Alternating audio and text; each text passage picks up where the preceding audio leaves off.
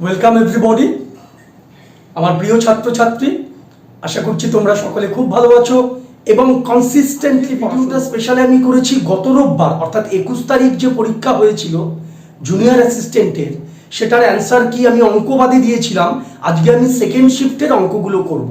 তোমরা কিন্তু অনেকেই করেছো, তো অ্যান্সারগুলো তোমরা মিলিয়ে নাও। আমি চেষ্টা করব কত সহজে অঙ্কগুলোকে আমরা করতে পারি। মূল ভিডিওতে যাওয়ার আগে রিকোয়েস্ট করব, যারা যারা আমাদের এই পরিবারে নতুন, অর্থাৎ যারা এখনো ভাবছো যে সাবস্ক্রাইব করব কি করব না, এক্ষুনি সাবস্ক্রাইব করে ফেলো। এরকম অ্যাডভান্স এবং লেটেস্ট নোটিফিকেশন, লেটেস্ট চাকরি সংক্রান্ত আপডেট পাওয়ার জন্য, জেনুইন আপডেট পাওয়ার জন্য। তো চলো শুরু করছি। কোশ্চেনের মানে লিঙ্কটা আমি ডেসক্রিপশনে দিয়ে দেবো। এটা এছাড়া দেখো, কোশ্চেন নাম্বার 1 বলেছে the least number which when divided by 8, 24 and 36 will leave remainder 3। অর্থাৎ একটা ছোট সংখ্যা বার করতে বলেছে যেটা নাকি 8, 24 আর 36 দিয়েই বিভাজ্য, এবং শুধু বিভাজ্য না, ভাগ করার পরে 3 ভাগশেষ থাকবে। তো এই ধরনের অঙ্ক লিস্ট নাম্বার মানে ক্ষুদ্রতম সংখ্যা বার করতে দিলে আমাদের লসাগু বার করতে হয়। তাহলে 8, 24 আর 36 আমরা লসাগু করব। লসাগু করলে আলটিমেটলি আসবে হচ্ছে 72 আসবে। এবারে বলেছে 3 ভাগশেষ আসবে, অর্থাৎ এটাকে যদি আমরা বাড়িয়ে দিই ভাগ করলে তাহলে ভাগশেষ আসবে, অর্থাৎ +3, অর্থাৎ 75 হচ্ছে নাম্বার। লসাগু করে 72 আসলো, সেটাকে যদি বাড়িয়ে দিই, যদি প্রত্যেকটা নাম্বার দিয়ে ডিভাইড দিই, দেখো 8 দিয়ে যদি ভাগ করি 8 নং 72, 3 ভাগ শেষ। 24 দিয়ে ভাগ করো, 3 24 72, 3 ভাগ শেষ। এইভাবেই হচ্ছে। তো চলো পরে 5 নম্বর অঙ্ক, কোশ্চেন পেপারের 5 নম্বর অঙ্ক বলেছে 5টি সংখ্যা আছে। তো 5টি সংখ্যা আমি জানি না, 3, 4, 5, 5টি সংখ্যার প্রথম 4টির গড় হচ্ছে 40। এই প্রথম 4টির গড় হচ্ছে 40। তাহলে প্রথম 4টির মোট কত? 160। কি বলেছে? প্রথম 4খানার গড় হচ্ছে 40। তাহলে প্রথম 4টির মোট কত? গড়কে মোট সংখ্যা দিয়ে গুণ দিলে মোট আসলো। আবার বলেছে শেষের 4টি মানে এখান থেকে এই অবধি, এদের গড় কত? এদের গড় হচ্ছে 25। তাহলে শেষের 4টি তাদের গড় 25।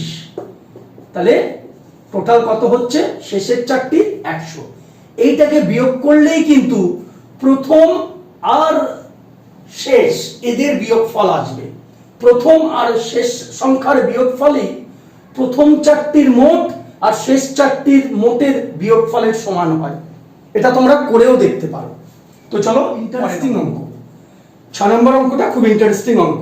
ইন্টারেস্টিং অঙ্ক ইন দ্য সেন্স আমরা কম্পাউন্ড ইন্টারেস্ট দিয়ে করব না। তোমরা যারা কম্পাউন্ড ইন্টারেস্টের ফর্মুলা জানো না তাদের জন্য আমি এই প্রসেসটা দেখাচ্ছি। আমরা সিম্পল ইন্টারেস্টের প্রসেস জানি। আমরা সিম্পল ইন্টারেস্ট কি জানি? SI = TPR/100, অর্থাৎ তারাপদ রায় বাই 100। টি হচ্ছে টাইম, পি হচ্ছে আসল বা প্রিন্সিপাল, আর হচ্ছে রেট অফ ইন্টারেস্ট, আর এটা হচ্ছে সুদ, সরল সুদ বাই 100। তো চলো এখানে প্রিন্সিপাল বলে দিয়েছে 5000। আমরা প্রথমে 1 বছরের সুদ বার করি।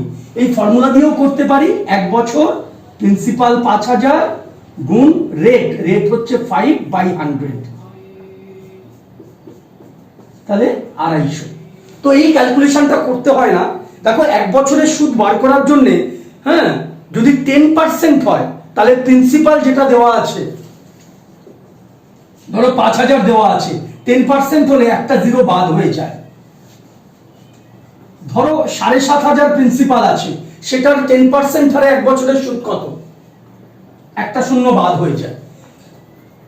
তাহলে 5000-এর 1 বছরের সুদ 10% হারে 500 টাকা যদি হয়, 10% হারে আমাকে বলেছে 5% হার। 10% আমরা জানি একটা 0 বাদ হয়ে যায়, তাহলে 5% হারে কত হবে? 250 টাকা হবে। এটা হচ্ছে 1 বছরের শেষে আমার ইন্টারেস্ট হলো। তাহলে 1 বছরের শেষে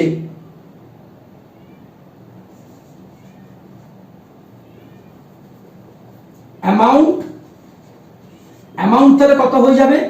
5000 তো ছিলই প্লাস 250, অর্থাৎ 5250 আমার অ্যামাউন্ট হলো। এটাই দ্বিতীয় বছরের প্রিন্সিপাল হয়ে যাবে, দ্বিতীয় বছরের প্রিন্সিপাল হয়ে যাবে। তো চলো এখানে আমরা বসিয়ে দিই। টাইম দ্বিতীয় বছর মানে 1 বছর, সেকেন্ড ইয়ার মানে ওই একটা বছর। প্রিন্সিপাল কত? 5250 গুণ রেট কত? 5/100, কেটে দাও, তাহলে 525, 262.50, 262.50। এটা হচ্ছে সেকেন্ড ইয়ারের সুদ আসলো। এটা কি আসলো? সেকেন্ড ইয়ারের। এই 250 টাকাটা কি? এটা হচ্ছে ফার্স্ট ইয়ারের সুদ। আর এটা কত? এটা হচ্ছে সেকেন্ড ইয়ারের সুদ।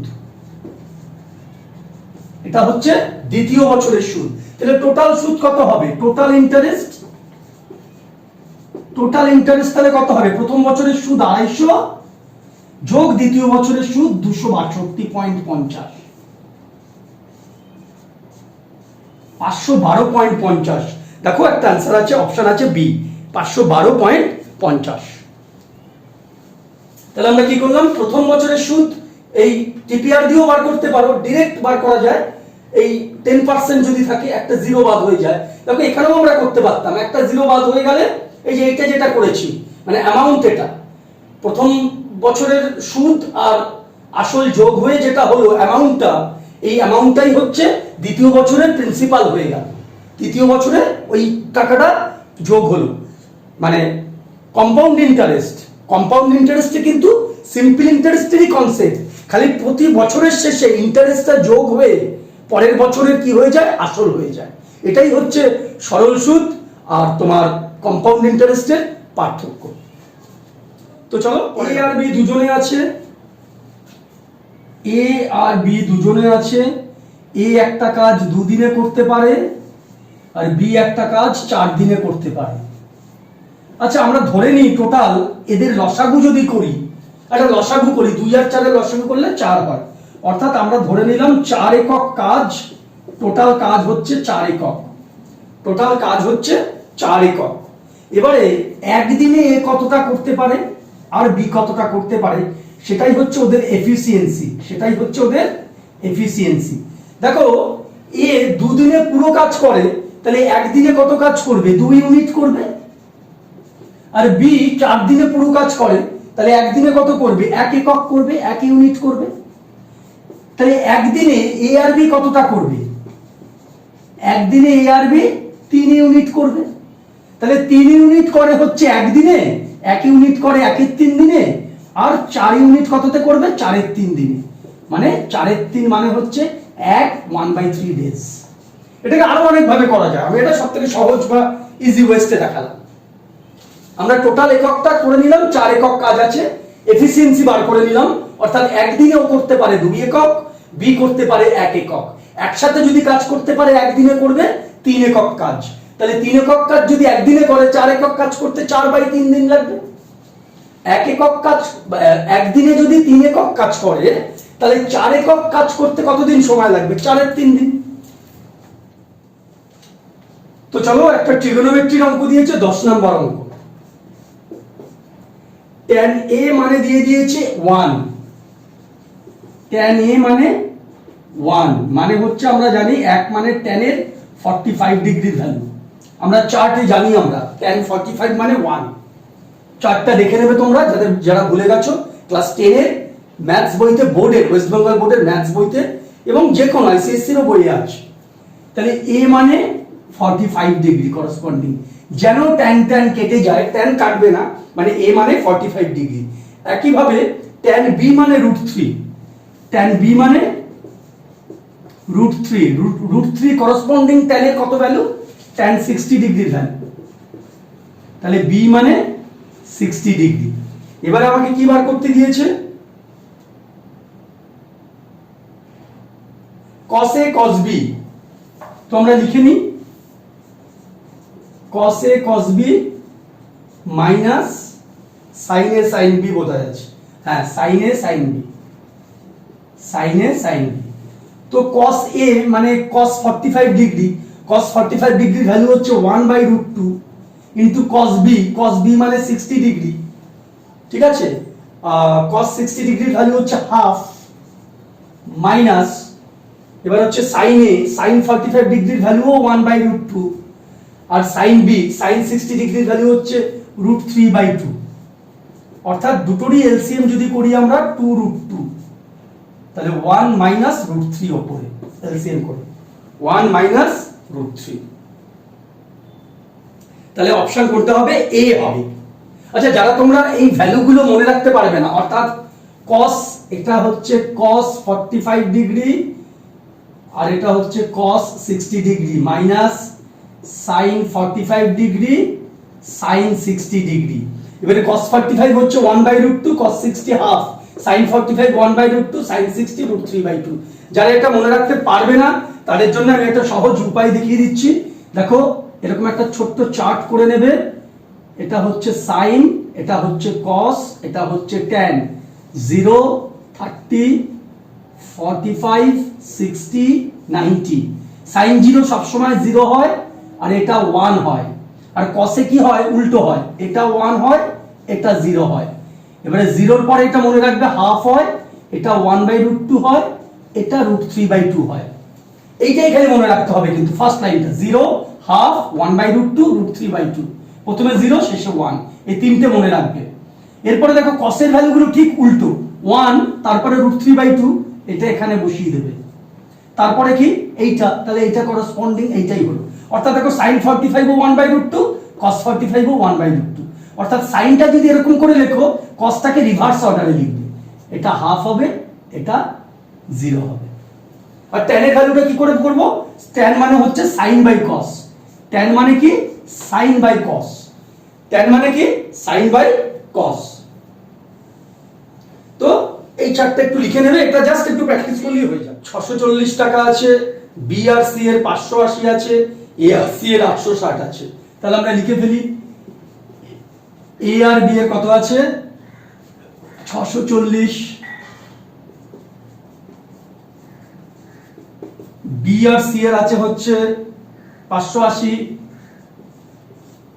আর সি আর এর কত আছে 860, এই তিন থেকে যোগ করি। আচ্ছা, তাহলে দেখো এ কটা আছে, এ এখানে একটা আছে এখানে একটা আছে, তাহলে 2a, আবার একইভাবে দুটো বি, আবার একইভাবে দুটো সি, ঠিক আছে, দেখো দুটো সি, অর্থাৎ 2 টোটালটা থেকে আমরা কমন নেব, 2a + b + c, মানে এই তিনটে যোগ করব, 0 8 6 14 4 18 8 হাতে 1 9 5 14 6 20 2080। তাহলে a + b + c কত হবে, এটা দিয়ে 2 দিয়ে ভাগ করে দিলে 1040। এবার আমাকে কার ক্যাপিটাল বার করতে বলেছে, এর ক্যাপিটাল বার করতে বলেছে। এ যদি বার করতে হয় এখানে b + c টা যদি বসিয়ে বিয়োগ দিয়ে দিই তাহলে এরটা বেরিয়ে যাবে, এই যে এটাকে বিয়োগ দিয়ে দেব, b b কেটে গেল, c c কেটে গেল, তাহলে a = b + c মানে কত 580, 0 460, এ মানে কত 460। দেখো অপশন ডি আছে 460। পরের অঙ্ক হচ্ছে 19, এটা ট্রিকি অঙ্ক, এরকম অঙ্ক দেয়, বলেছে the greatest number of the 4 digits, অর্থাৎ 4 সংখ্যার সবথেকে বড় সংখ্যা, 4 মানে 4 ডিজিটের সবথেকে বড় সংখ্যা হচ্ছে 9999, এবং 5 অক্ষরের সবথেকে ছোট সংখ্যা, তাহলে একের পরে 4টি শূন্য। এবার বলেছে কি কি হবে যাদের HCF 124। আচ্ছা, HCF 124 মানে ওই দুটো সংখ্যার বিয়োগফল 124। এবারে যেগুলো অপশন আছে তার মধ্যে তোমরা বিয়োগ করে দেখবে, যখনই 124 বিয়োগফল চলে আসবে সেটাই অ্যান্সার। দেখবে তোমরা 10044 বিয়োগ অপশন ডিটা করে দেখছি 9920, দেখো 124 বিয়োগফল। তো HCF হওয়া মানেই বিয়োগফল, ঠিক আছে, তো বিয়োগ করে দেখলাম আমাদের এই 124 এসছে, অর্থাৎ ওইটাই HCF, তাহলে অপশন ডি হবে। অপশন কি হবে, ডি হবে। 10,044 হচ্ছে লিস্ট নাম্বার, আর 9920 হচ্ছে গ্রেটেস্ট নাম্বার। নেক্সট, পরের অঙ্ক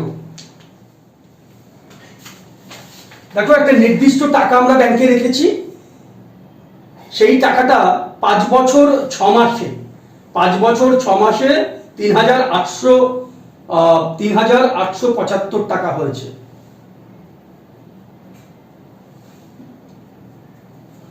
তাহলে 5.5 বছরে কত হয়েছে?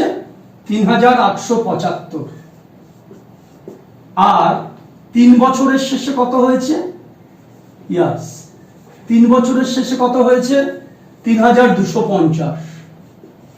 তাহলে দেখো 3 বছরে যা হয়েছে 5 বছরে বেড়েছে, তার মানে বেড়েছে মানে কি, ওইটা 3 থেকে 5.5 মানে 2.5 বছরের সুদ, এটাকে বিয়োগ করলেই কি পাবো আমরা?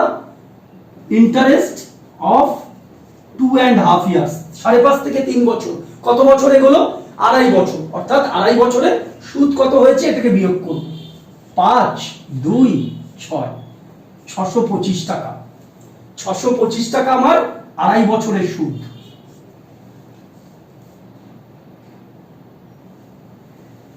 পাঁচ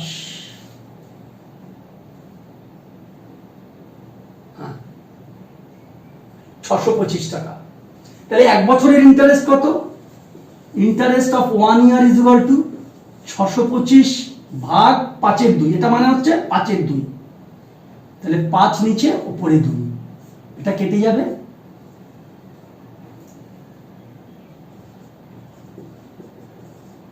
মানে 250 টাকা। 250 টাকা হচ্ছে 1 বছরের সুদ। আচ্ছা, এই যে টাকাটা ছিল, এটা 3 বছরের আসল মানে সুদ আর আসল মিলে হয়েছে, তাহলে ইন্টারেস্ট ফর 3 ইয়ার্স কত হবে?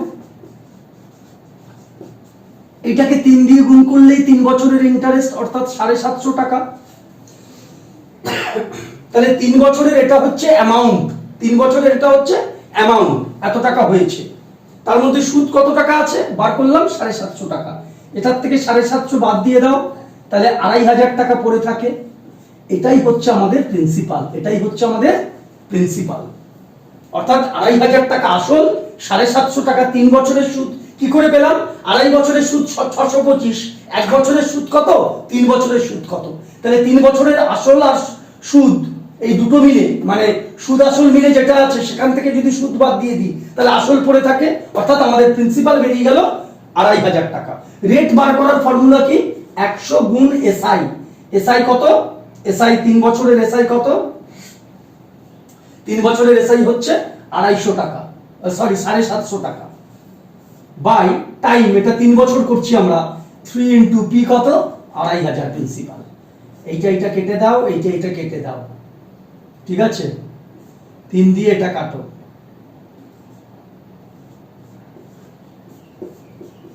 অর্থাৎ 10%। তাহলে আমরা এখান থেকে আসল বার করে নিলাম, এখানে কিন্তু আসল বসালাম 2,500। ফর্মুলাটা কি? ফর্মুলাটা হচ্ছে R is equal to 100 into SI ভাগ P into T।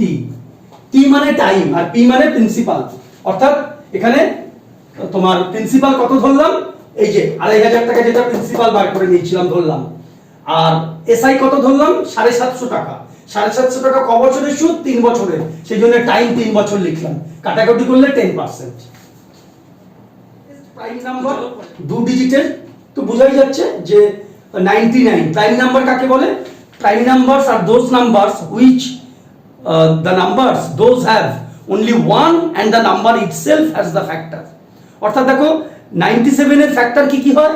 97 itself আর 1, এছাড়া যদি ফ্যাক্টর না থাকে তাহলে সেটাকেই বলবো প্রাইম নাম্বার বা মৌলিক সংখ্যা।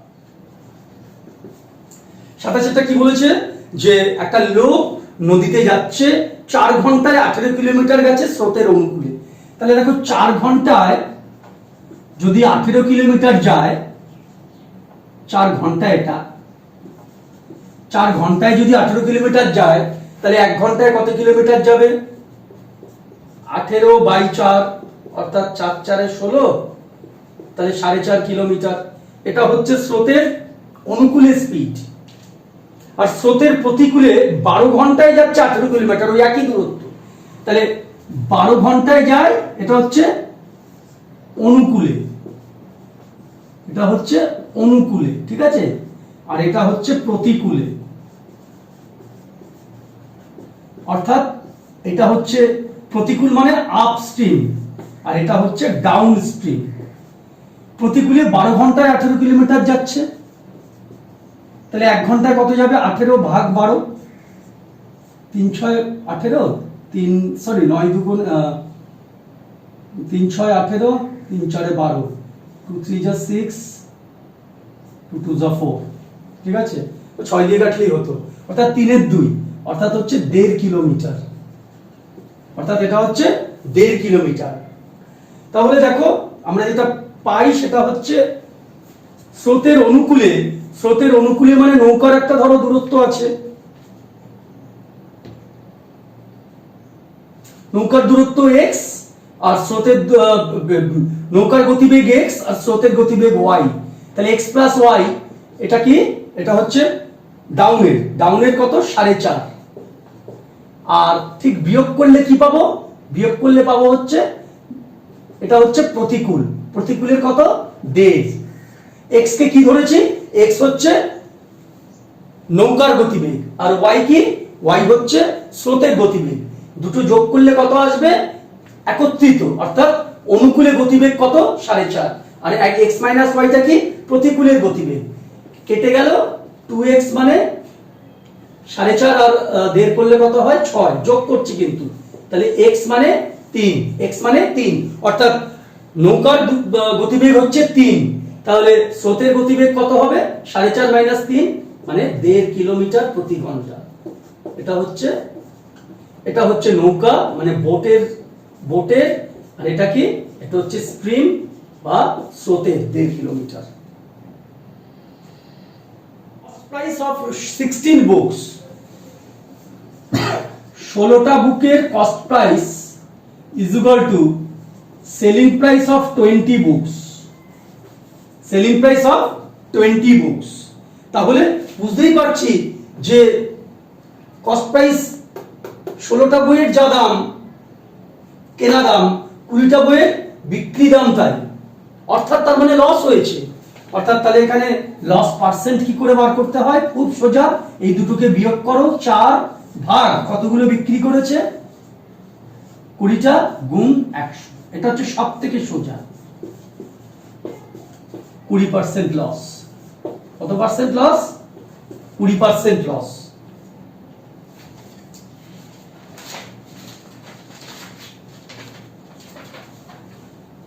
পরে আরেকটা ট্রিগোনোমেট্রির অঙ্ক দিয়েছে 2 sin θ minus 3, 43 এর অঙ্ক। 2 sin θ minus √3 is equal to 0, এই একটা কন্ডিশন দিয়েছে। আর একটা দিয়েছে 2 cos θ minus k, 2 cos θ minus k is equal to 0, এই একটা কন্ডিশন। তাহলে k এর ভ্যালু কত? তাহলে এখান থেকে আমরা লিখতে পারি 2 sin θ is equal to √3, তাহলে sin θ is equal to √3, 2টা নিচে চলে আসবে, √3/2, এটা তাহলে √3/2 sin এর করেসপন্ডিং কিসের ভ্যালু? আমি যে চারটা দিয়েছিলাম সেই চারটেই আছে, √3/2 মানে হচ্ছে sin 60 ডিগ্রি ভ্যালু, তাহলে θ মানে 60 ডিগ্রি, θ মানে 60 ডিগ্রি। তো এখানে 60 ডিগ্রি বসাও, 2 cos 60 minus k is equal to 0, তো cos 60 ভ্যালু কত? cos 60 value half, minus k is equal to 0, এইটা কেটে যাচ্ছে, minus k is equal to -1, মানে k is equal to 1, এটাই answer. k is equal to কত? 1, এইটাই आंसर। ভালো অঙ্ক দিয়েছে, অ্যালজেব্রার অঙ্ক। অ্যালজেব্রা কিন্তু কোর্টের পরীক্ষা থাকবে না, তোমাদের বলে দিলাম আমি, হ্যাঁ? তো তাও তোমরা প্র্যাকটিস করবে, তার কারণ যদি কোনো কারণে ধরো এক্সেপশনাল সার্কামস্ট্যান্সে দিয়ে দেয়, করতে তো অসুবিধা নেই।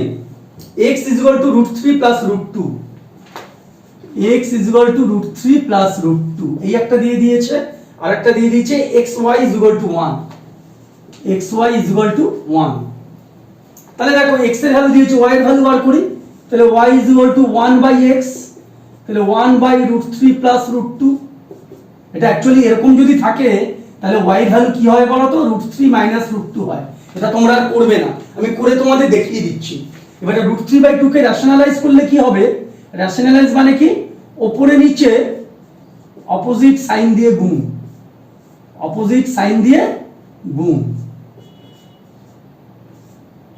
এখানে প্লাস আছে, তো প্লাস আছে, √3 প্লাস √2, √3 মাইনাস √2 দিয়ে ওপরে নিচে গুণ, √3 মাইনাস √2 দিয়ে ওপরে নিচে গুণ। তাহলে এটা a plus b a minus b, কিসের formula? a square minus b square, অর্থাৎ √3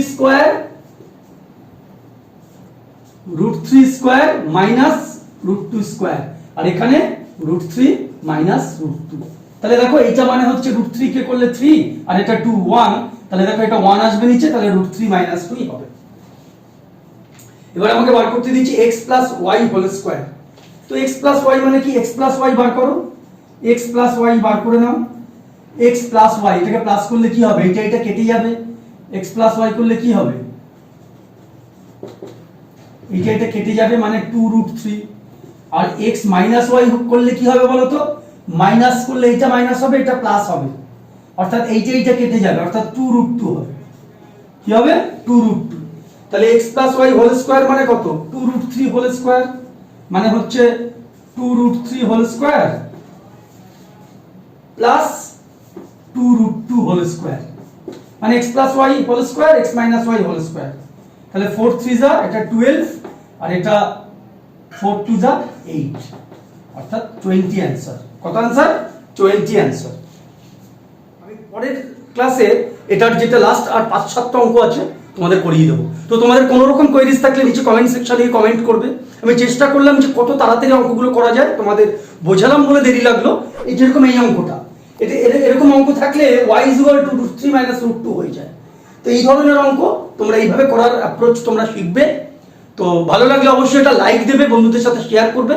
আজকের মতন এই পর্যন্ত, পরবর্তী ভিডিওতে খুব তাড়াতাড়ি দেখা হচ্ছে।